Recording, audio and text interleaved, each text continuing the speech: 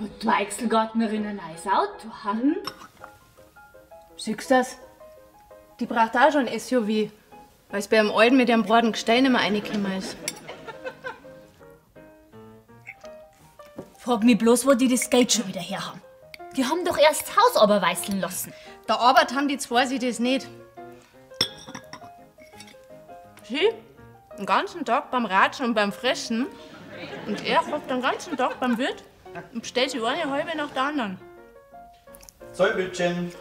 Ja, ist schon recht, Weichselgärtner. Ich komm ja schon. Es pressiert eh nicht, weil der Alte ist gerade mal zum Metzger eingegangen. Und das dauert mindestens eine halbe Stunde, bis sie die da durchgeratscht hat. Ja, dann bringst du mir noch eine halbe. Siehst du das? Sie den ganzen Tag beim Fressen und er den ganzen Tag beim Schaffen. Und unser Eins kann sich da einen Ohr beschimpfen. Gerecht ist das nicht. Na, gerecht ist das nicht.